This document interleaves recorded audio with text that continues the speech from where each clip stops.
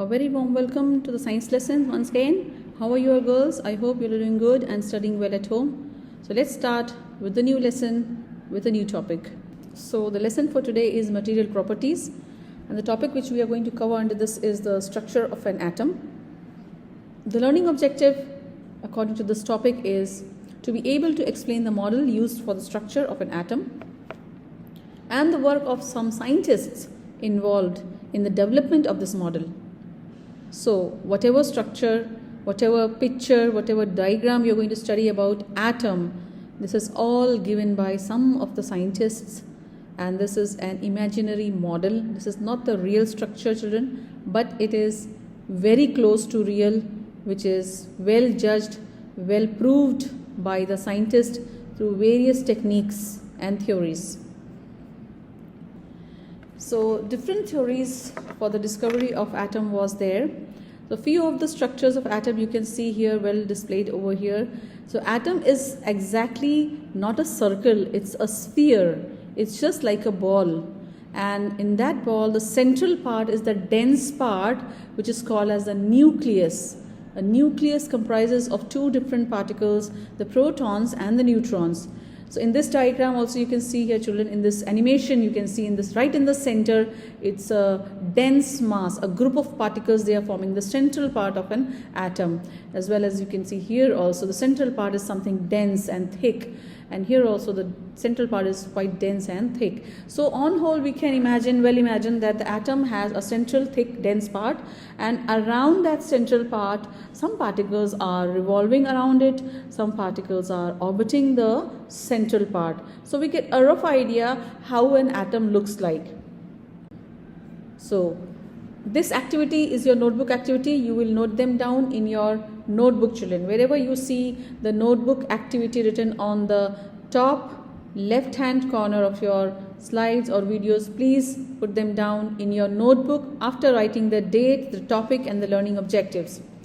So an atom is the smallest part of any matter. Matter means anything around us. It can be table, chair, book, pen, water, food, even our cells. Everything is made up of matter, and the smallest part of each and every matter is the atom. Atom is the last part. Further you cannot break it. Now an atom has three parts: electrons, protons and neutrons. What is the position of all these three parts? Parts, I will say, because atom is very small, so I will use the word particles, not parts. So an atom comprises of three particles: electrons, protons and neutrons. In this lesson we are going to study what is the exact location of electrons, protons and neutrons. Protons and neutrons together, they are called as nucleus, and which is exactly located in the center of an atom in the form of a dense mass. Do you know the size of an atom, children? Do you know how small it is? It is very small, we can't even imagine. Just take any normal hair from your head and divide that hair, cut that hair into these many parts which I am writing here. Cut them into 500,000 parts.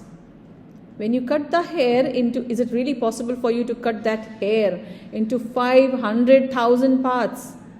One part of those parts is the size of an atom. We cannot cut up to this part, okay? Now I want all of you to draw this diagram of an atom in your notebook, please. So let us see a detailed structure of an atom. What is the exact location of the protons, electrons and the neutrons? So look at the different colored particles displayed here. The central part comprises of protons and neutrons.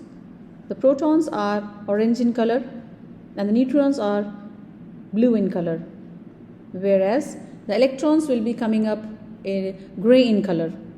So as you can see here, that protons and neutrons, they are together in the central part of an atom. Together they are called as the nucleus, and the electrons, which are gray colored particles, they will orbit around or move around or revolve around the nucleus. Let's watch a small video related to the detailed structure of an atom. Atoms are ridiculous and unbelievably small. A single human hair is about as thick as 500,000 carbon atoms stacked over each other. Look at your fist. It contains trillions and trillions of atoms. If one atom in it were about as big as a marble, how big would your fist be? Well, about the size of Earth. Still hard to imagine? Let's try something different.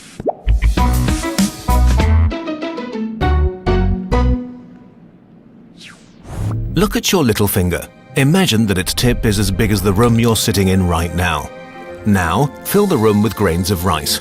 One rice corn represents one cell of your fingertip. Now let's zoom in on the rice corn. And now, one cell is as big as the room you're in right now. Let's fill it with rice again. This is about the size of a protein. And now, let us fill all the empty spaces between the rice corns with fine grains of sand. This is roughly how small atoms are. What is an atom made of? Let us just pretend that atoms look like this for a minute to make it easier to understand. An atom. Look at your fist. It contains trillions and trillions of atoms. If one atom, a single human hair, is about as thick as 500,000 carbon atoms stacked over each other. Look at your fist. It contains trillions and trillions of atoms. If one, a single human hair is about as thick as 500,000 carbon atoms stacked.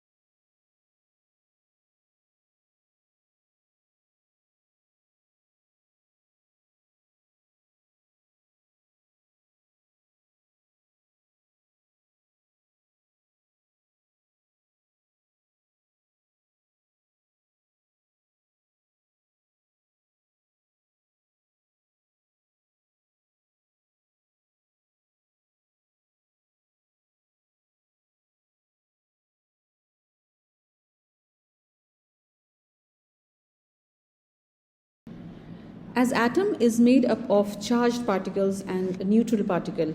So let us learn about the charged particles, how they react with each other.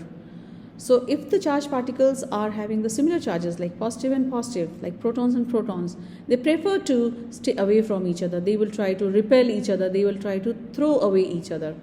In the same way, electrons and electrons, negatively charged particles and the negatively charged particles, they will also try to throw away each other or repel each other because they are like charges, right?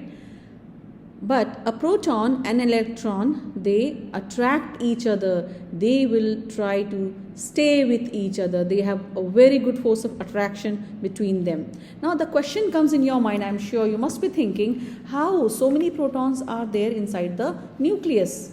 There are some special forces, children. There are some special forces which keep these protons held tightly inside the nucleus, which you will study in detail in your higher grades, which is called as a nuclear chemistry.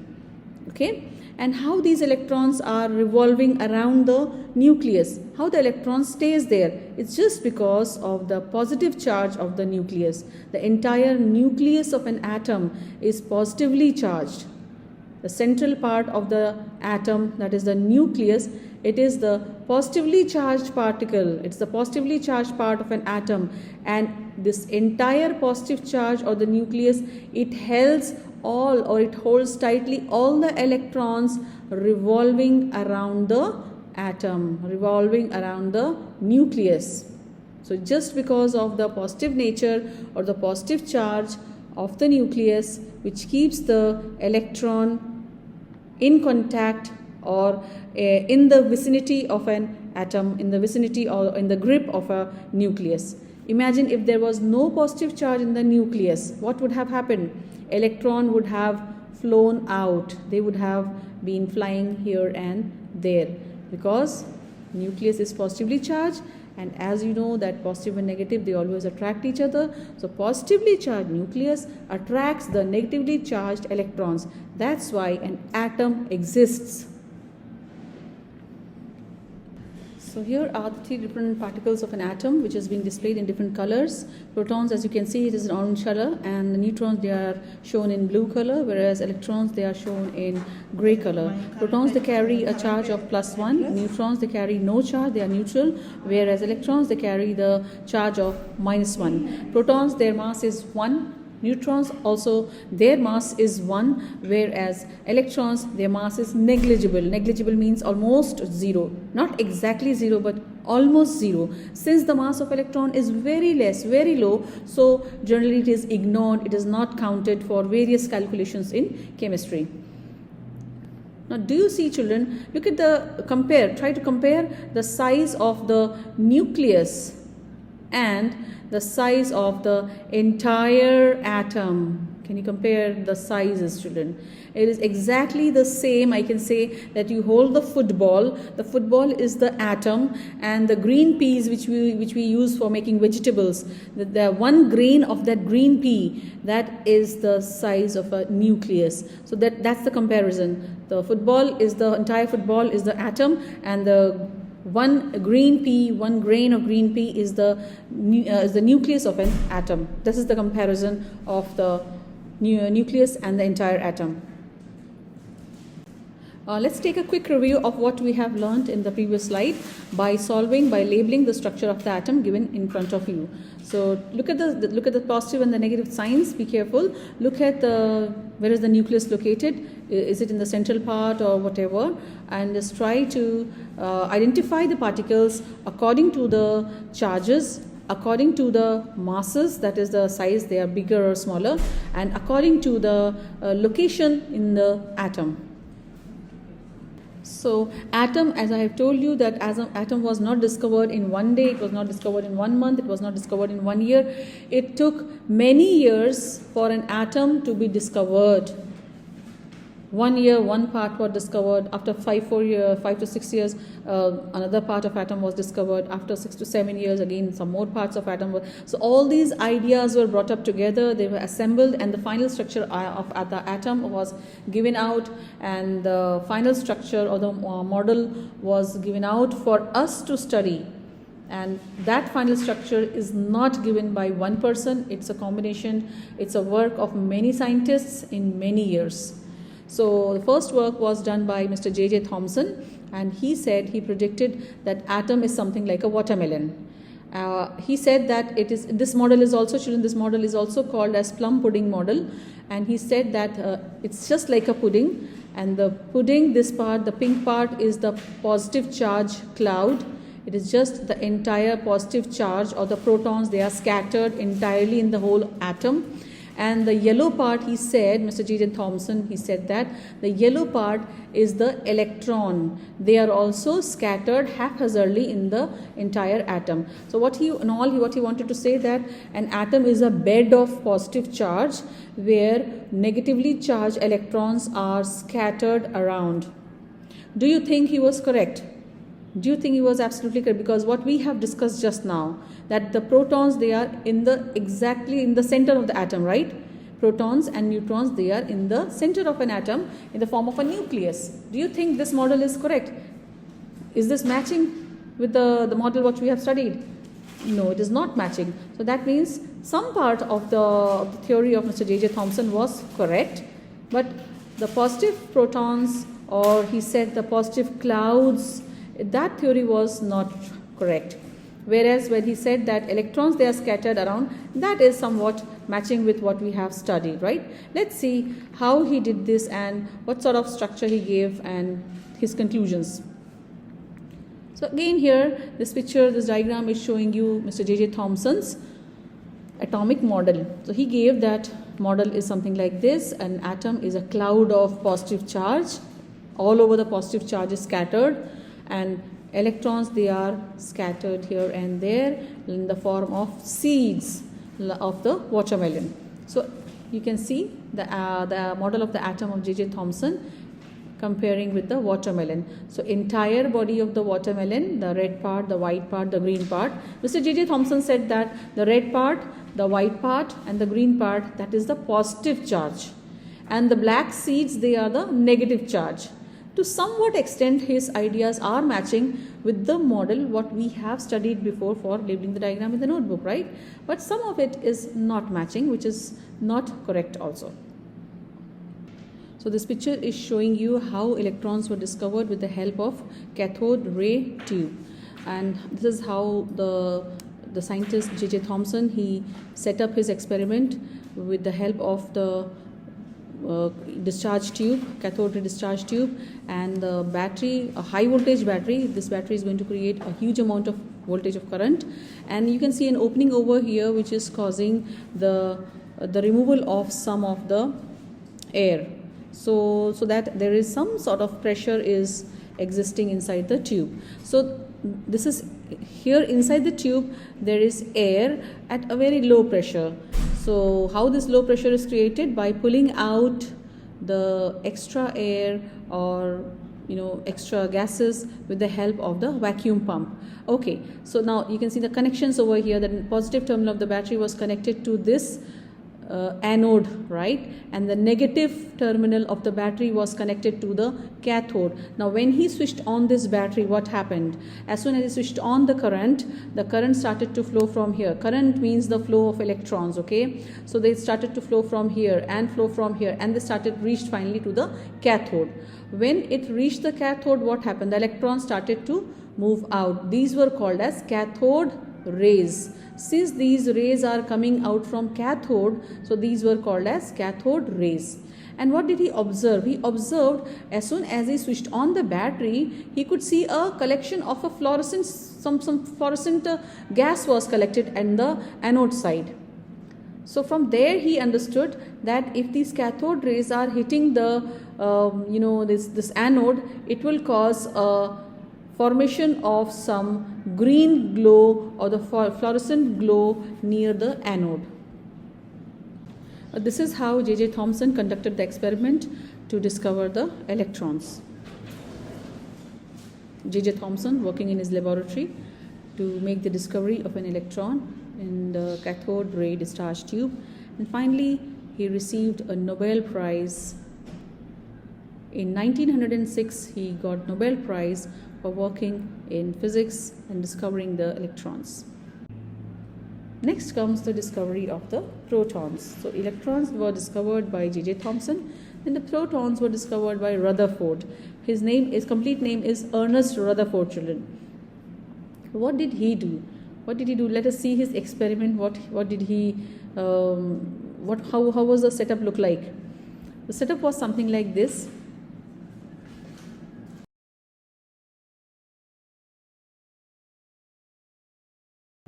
Okay, so while doing this experiment, it was something like it was set up. The radioactive element he took for passing out some positive rays, and this radioactive element was kept inside a lead box. This is the red colored, I'm circling, this is the lead box, because lead box will not allow any radiations of the radioactive element to go out, except this small hole or aperture. If you can see here, children, there's a small hole to allow the radiations of this radioactive element to move out. So radioactive elements are those elements which emit out or which give out radiations. Okay, now when the radiation started coming out from this box, you have to keep in mind one thing, children. The radiations were positive in nature. As we have studied before, that positive and positive, they repel each other. So when these positive rays, they moved out, they hit the gold foil, they met with an atom of gold. So this complete gold foil, the yellow colored complete gold foil, has millions of atoms, and gold atomic number, if you see, it is quite a big atom with a heavy nucleus and large number of electrons and protons. So if I assume that, suppose this is somewhat like an atom of gold. So as you all know, the central part is the nucleus part, which is positive in nature, and these are the electrons, which is negative in nature, and the entire area is the empty place, okay, blank space. So when these positive rays, these green colored positive rays, when they came here, when they hit the electrons, positive rays hit the electrons, what could have happened? Definitely they both mix up with each other, they attract each other. So the rays, they stopped there itself. When the rays, they met the nucleus, then what could have happened? Nucleus is positively charged. Rays are also positively charged. What could have happened? Definitely they will repel each other. They will throw back each other. So the rays will turn back. Okay, now some of the rays, they also passed from in between this nucleus and the electrons, from the empty space. Can you see how it is moving from empty space, children? So what could have happened? These rays must have hit the gray colored zinc sulfide screen. When these rays hit the zinc sulfide screen glows up into fluorescent color. So Ernest Rutherford, he made 3 conclusions based on his observations. He concluded that the positive rays which were coming out from this lead box, when they hit the nucleus, they bounced back. So these positive rays, they are positively charged in nature, and the nucleus is also positively charged in nature, because the positive rays, they went back, they repelled back. So definitely nucleus is having the similar type of charge as the positive rays.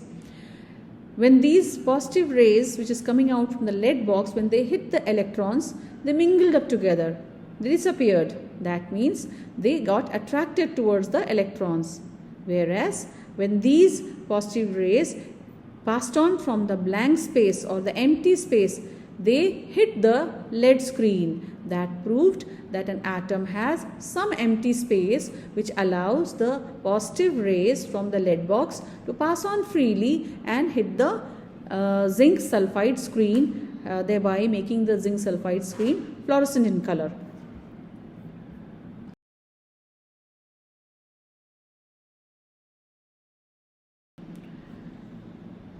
So this was the last, that was a discovery of a proton. This is the discovery of neutron. So discovery of neutron, you don't have to learn in detail what is the discovery, how it was done, but you should know the name of the scientist who discovered the neutron, and he was Mr. James Chadwick. So finally, with the efforts of, with the hard work of Mr. J.J. Thomson, Mr. Ernest Rutherford and Mr. James Chadwick, these three people, they did a really hard work, not in 1 year, not in 2 years. They spent their whole life studying all this, and finally they came up with the final model of an atom.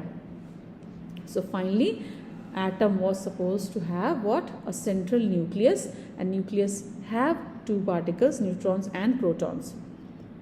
And electrons are orbiting around the nucleus in their shells. If you can see like this, they are the shells of the path of the electrons moving around the nucleus. This is the final model given by the scientists who were involved studying the structure of an atom.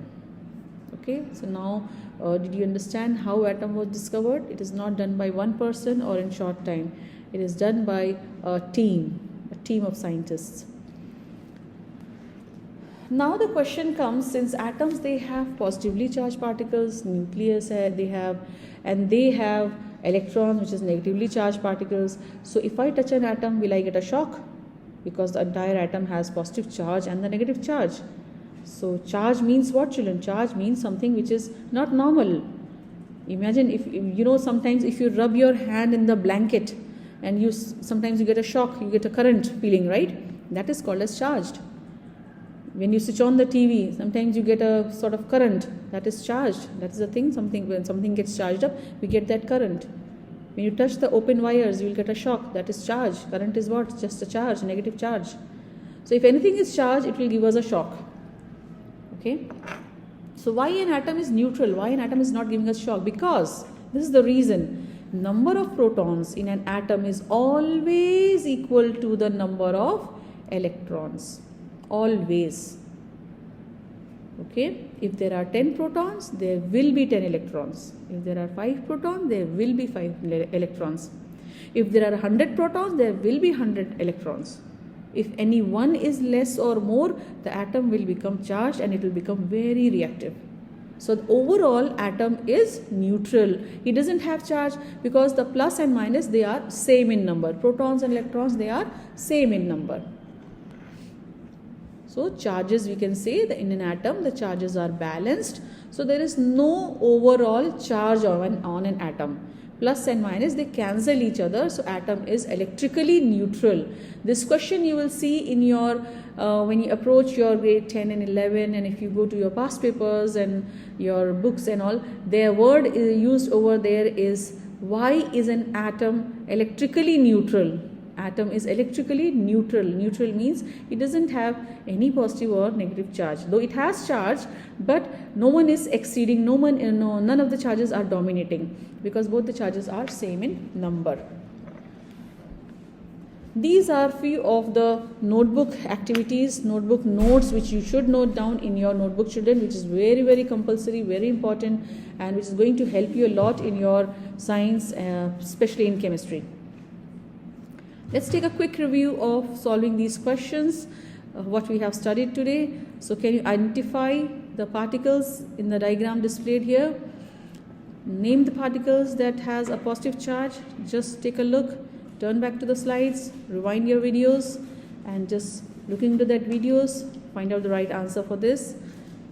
So this is a small activity given to you. For doing this activity, you have to collect some of the material like cardboard, scissors, glue, and if you have colored papers, that will be very good to highlight the electrons, protons and neutrons. And also make sure that you're very careful while doing cutting activities, while using scissors. So just bring them when you just make them nicely and keep them ready with you, label them if possible, and bring them whenever you are coming to school so that we can put the atoms all around in our classrooms. Children, I am sharing some useful links for you all. You can just watch. The first link is for YouTube link, which is showing you the video, showing you the clear picture of an atom. Okay. And the second link is a very good link which is going to help you to build your own atom. You can build your own atom. Try to build it and let me know how many atoms you build in this link, second link. And the third link is also the similar link in which you are going to make your own atom of your choice, putting protons and electrons of your choice, and then let me know what all elements, what all atoms did you make. Did you make oxygen atom? Did you make nitrogen atom? Did you make carbon atom? Just build your own atoms and let me know how many atoms did you made. Okay, my little scientists, I know you all are going to do this, and just let me know in groups. Teacher, I made today silicon atom, I made gold atom, I made silver atom. Try to make different atoms and send me the click after you do this. Okay, and I hope to see you all soon, inshallah. Take special care of yourself and may Allah bless you all. See you soon. Bye.